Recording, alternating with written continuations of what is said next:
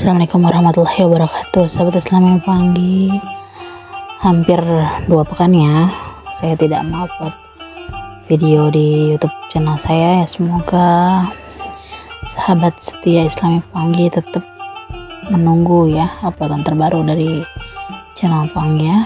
Amin. Dulu kita kalau orang tua kita melihat suasana maghrib, terus dilihatnya anak-anak ya, termasuk kita ya, masih bermain di teras rumah atau di luar rumah ya, orang tua pasti bilang, ayo masuk sudah maghrib. Nanti ada nenek-nenek yang culik kamu. Pernah nggak sahabat Islam yang panggi orang tuanya bilang begitu? Nah, secara logika pergantian antara sore ya mau menjelang malam itu yang disebut maghrib, suasananya sudah mulai gelap secara logika ya, dan kepekatan polusi udara pun semakin tinggi sebenarnya ya, itu secara logika. Tetapi dalam Islam pun ada pembahasan tersendiri bahwa ada ya jin betina yang suka mengganggu bayi, anak dan wanita hamil.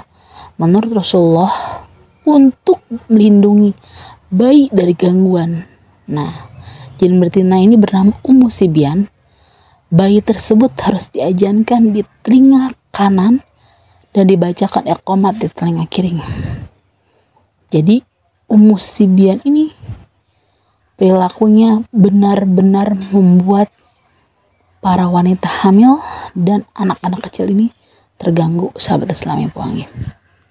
Jadi Ummu Sibyan ini ya ditakdirkan oleh Allah Subhanahu wa taala bertemu sama Nabi Sulaiman.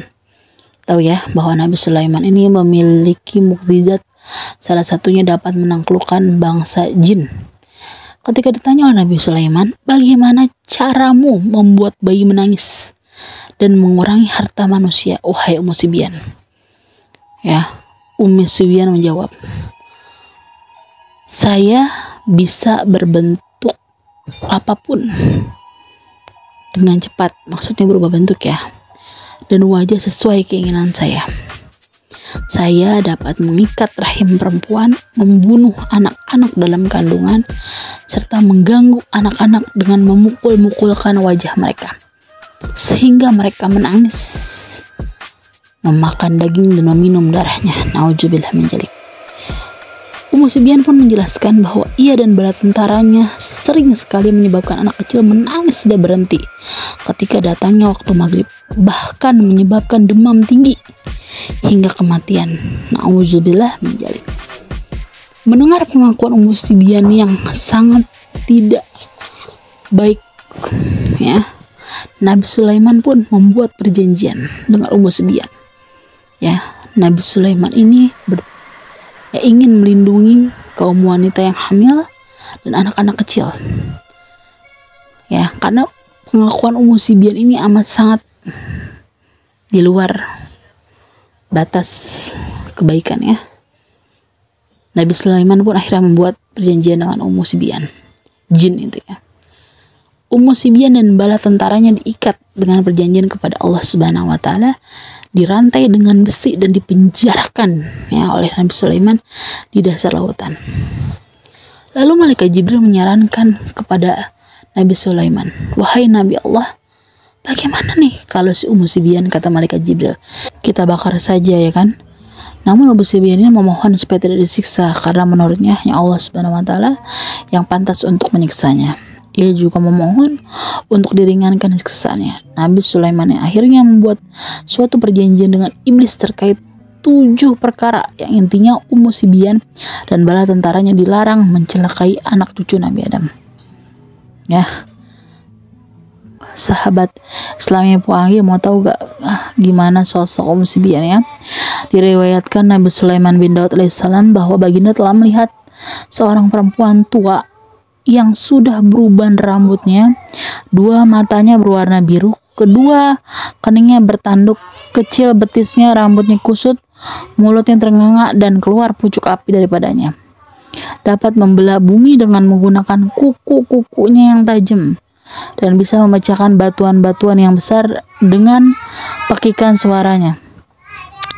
Pada suatu hari ketika Nabi Sulaiman alaihissalam duduk di atas kursinya di tengah perjalanan dengan angin yang membawanya permadaninya, burung serta bala tentara semua golongan jin yang mengiringinya dan melayani dengan penuh hikmat mengadakan perjalanan dari Syam, Syam itu Syria, ke Rum, dan didampingi oleh malaikat Jibril alaihissalam serta Mikail alaihissalam di sebelah kanan serta kirinya. Tiba-tiba Nabi Sulaiman alaihissalam ini dikejutkan, karena di hadapannya menghadang seorang wanita tua dari golongan jin yang mempunyai taring seperti gading gajah, rambutnya dan bulu-bulunya seperti pelepah pohon kurma, yang mengeluarkan bau amat sangat tidak sedap. Hidungnya mengeluarkan asap, suaranya seperti petir yang menggelegar kuat dan dahsyat, dengan lolongan seperti serigala dan ringkikannya seperti ringkikan hemar atau keledai. Matanya memerah menyala seperti kilat menyambar. Perawakan jin ini tinggi besar, yang kedua kakinya mengangkangi antara dua lembah. Perkataan yang keluar dari jin ini sangat keji dan sangat buruk, tidak ada kebaikan di dalamnya. Terkejut tak kala Nabi Sulaiman alaihissalam melihatnya, sehingga beliau bersujud kepada Allah Subhanahu wa taala. Dalam riwayat yang lain, beliau sujud sambil membaca Subhan Qudus Rabbuna wa Rabbul Malaikati wa Ruhi sebanyak 3 kali. Kemudian beliau mengangkat kepalanya, Nabi Sulaiman alaihissalam ini lalu berkata, "Wahai engkau wanita yang tidak pernah aku melihat makhluk yang lebih buruk darimu, dan tidak ada makhluk yang lebih buruk darimu. Siapa namamu dan bagaimana keberadaanmu?" Maka berkatalah jin perempuan ini, yang menyerupai nenek tua. Maka berkatalah jin wanita ini, "Akulah Hamah binti Hamah, anak perempuan dari iblis. Adapun julukan hamba adalah Ummu Sibyan, dan aku bertempat tinggal di udara antara langit dan bumi." Nabi Sulaiman bersabda, "Wahai terkutuk kepada manusia, yang bagaimana engkau bisa menguasainya?" Menjawab Hamah, "Kepada manusia yang buruk perangainya dan kepada manusia yang tidak ada besertanya." Jadi Ummu Sibyan ini selalu menyertakan orang-orang yang berperilaku tidak baik. Nauzubillah min dzalik. Nauzubillah min dzalik, teman-teman. Ayat dari kitabullah, "Dan cincinmu ya Nabi Allah, aku masuk pada mereka melalui mengalirnya darah dalam uratnya, dan aku masuk pada mereka kepada apa yang mereka bawa, dan aku masuk pada diri mereka. Aku dan bala tentaraku suka sekali mendiami rumah-rumah yang kosong, dan akulah sumber penyakit dari segala sumber yang membahayakan. Akulah yang mengurangi harta-hartanya orang-orang yang berdagang. Akulah yang menyebabkan anak-anak kecil menangis. Akulah yang menyebabkan wanita-wanita mandul, tidak mau menikah, keguguran, dan masih banyak lagi perbuatan buruk yang ada pada diriku." Kemudian Nabi Sulaiman alaihissalam bersabda, "Wahai yang dilaknat oleh Allah, bagaimana caranya engkau menyakiti anak-anak kecil serta membuatnya sakit, dan bagaimana pula engkau mengurangi hartanya manusia?" Seperti saya jelaskan di awal, ulah Ummu Sibyan yang pertama adalah seringkali membuat anak kecil sakit, menangis, ketakutan. Ummu Sibyan pun menjawab, "La'natullah alaihi, wahai Nabi Allah, aku memukul persendian tulang anak kecil tersebut, dan aku memakan dagingnya serta aku meminum darahnya, dan aku tampar-tampar wajahnya sehingga anak tersebut menangis tidak henti, dan aku mendatangi harta-hartanya manusia, kemudian aku meraung dan menjerit dengan 1 kali raungan saja, sehingga lari karena terkejut orang-orang yang memiliki hartanya, dan kami meniup harta tersebut dengan angin dari tengah sampai akhir, maka tidaklah bersisa harta tersebut sedikit pun." Kemudian Nabi Sulaiman alaihissalam berkata padanya, "Aku akan mengikatmu dengan perjanjian kepada Allah yang Maha Agung, dan mengikatmu dengan ahdu, dan aku akan merantaimu dengan rantai besi, dan aku akan memenjarakan dasar lautan." Seperti yang tadi saya jelaskan, sahabat Islam puang, "Aku tidak menciptakan jin dan manusia melainkan agar mereka beribadah kepadaku."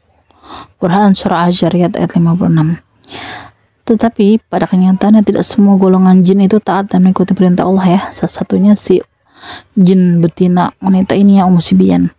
Mereka menjadi salah satu golongan jin yang ingkar terhadap Allah dan menjadi pengganggu manusia. Bagaimana cara kita agar Bagaimana cara kita untuk berlindung dari gangguan Umusibian ini? Yang pertama, membisikkan ajan. Rasulullah SAW mengajarkan cara agar terhindar dari gangguan Umusibian adalah membisikkan ajan di telinga anak-anak yang baru lahir. Ajan adalah bacaan yang paling dibenci oleh jin pengganggu manusia. Barang siapa yang dilahirkan untuknya seorang bayi, lalu dia mengajani telinganya sebelah kanan, lalu mengikomatinya telinganya sebelah kiri, maka tidak akan ada kecelakaan atau celaka oleh Umusibian, jin pengganggu anak kecil. Hadis riwayat Abu Ya'la al-Muhsili. Yang kedua, bisa juga dengan membaca doa agar terhindar dari gangguan jin dan setan. Selain membisikkan ajan, dianjurkan juga untuk membaca doa agar terhindar dari gangguan jin Umusibian ini. Sebagaimana doanya adalah Bismillahirrahmanirrahim. U'idzukuma biqimati tamah min kulli syaitan wahamah wa min kulli ainin lamah.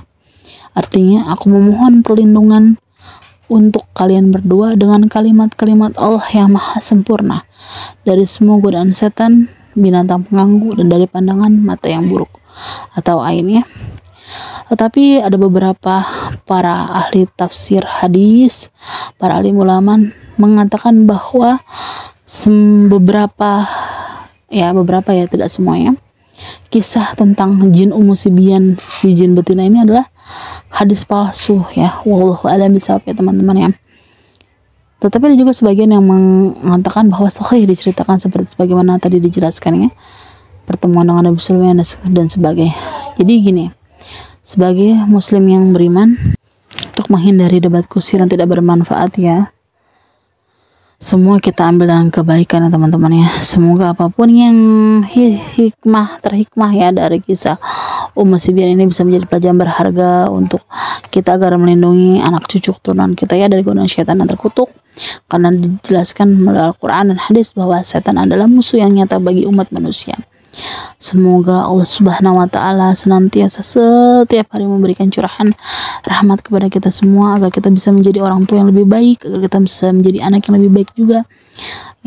Bagaimana caranya kita berhijrah kepada Allah Subhanahu wa Ta'ala? Amin Allahumma amin.